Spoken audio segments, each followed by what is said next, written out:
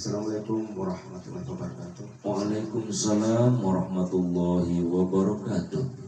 Mungkin pertanyaan ini mewakili sahabat-sahabat yang di luar sana. Iya, silahkan. Ini pertanyaannya,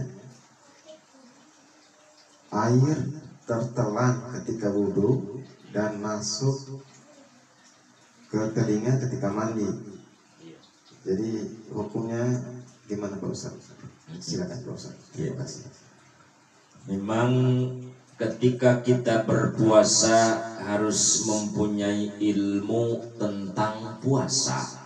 Apalagi puasa wajib, yaitu datangnya setahun sekali, biar puasanya kita mendapatkan kesempurnaan, yaitu pahala dari Allah Subhanahu wa Ta'ala.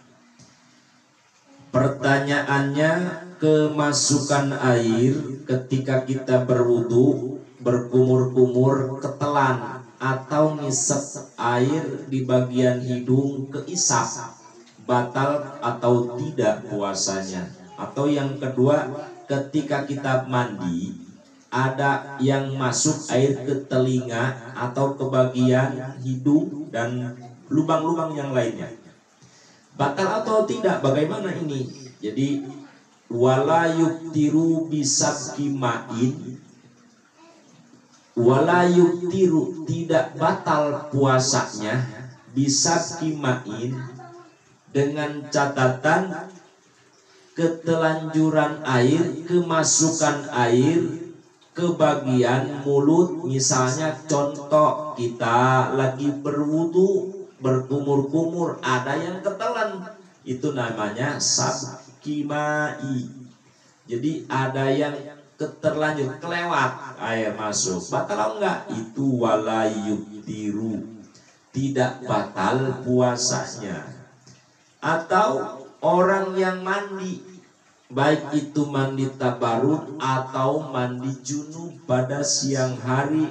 Kok mandi junub pada siang hari? Iya, kadang-kadang ada orang, misalnya kan kalau bagian malam hari mah diperbolehkan untuk mempergauli istri, istri mempergauli suami. Lupa mandi atau ketiduran mandi, bangun-bangun jam 5 pagi, sudah mau siang, kelihatan matahari, kan itu wajib mandi untuk sholat subuh. Kalau nggak mandi sholat subuhnya nggak sah sebab punya junub. Nah, waktu pelaksanaan mandi ada air yang masuk ke bagian telinga, atau memang bagian nih yang bagian dubur ini harus ada air masuk ke bagian itu. Kalau bagian perempuan harus datang air ke bagian yang terlihat saat jongkok, saat nongkrong tuh. Lihat saja di center bagian barang wanita. Nah, itu wajib air datang ke situ. Masuk lewat ke situ, itu yang tidak wajib. Kalau di puasa ada benda sesuatu masuk lewat dari itu, maka batal puasanya. Kalau mandi di siang hari, mandi junub atau mandi tabarut, ada yang saksi kemasukan sampai ke situ bagian larangan wanita, nah maka tidak batal puasanya. Kalau mandinya bukan di kolam renang, bukan di kali, mandi biasa di kamar mandi. Nah itu, kalau mandi junub di kolam renang atau di kali yang lebar, terus aja mandi, nawaitul ghusla. Misalnya lagi puasa Ramadan, nah masuk air ke telinga, ke hidung, bahkan ke telan, itu batal puasanya. Sebab itu mah namanya air yang tidak air yang banyak seperti kolam. Makanya hati-hati di bulan suci Ramadan, hati-hati untuk pelaksanaan mandi, untuk wudhu. Jadi jangan seperti biasanya. Kalau wudhu biasanya kan kita kumur-kumur, harus bagus, kocok-kocok langsung dikeluarkan. Kalau puasa malah dimasukkan air ke mulut, kumur-kumur sedikit, dibuang 3 kali biasa. Terus ngisep airnya jangan terlalu, biasa aja, dibuang sedikit. Jadi jangan, kalau yang sunnahnya kan bisa sampai kerasa sakit di sini baru dikeluarkan gitu, dikeluarkan.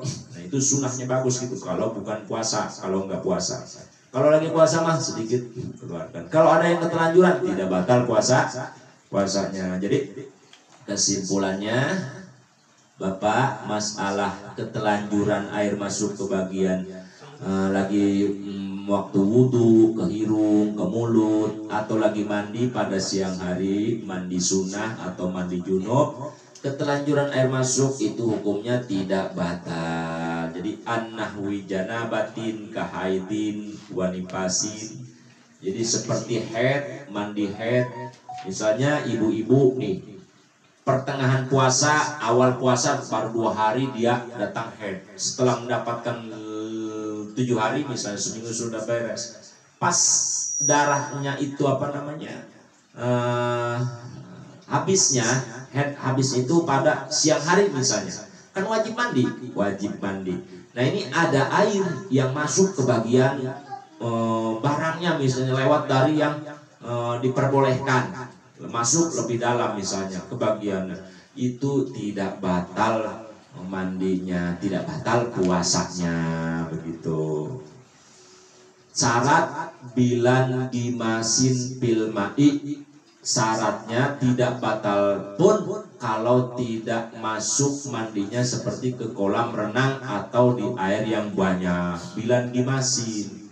Bagaimana kalau misalnya kita mandinya inggimas itu mandi masuk ke air yang banyak. Walau gosala udunai bil janabah pasabaqal ma'um min ahadihi malijawbihi lam yuktir, juga tidak batal puasanya. Mudah-mudahan ada manfaatnya.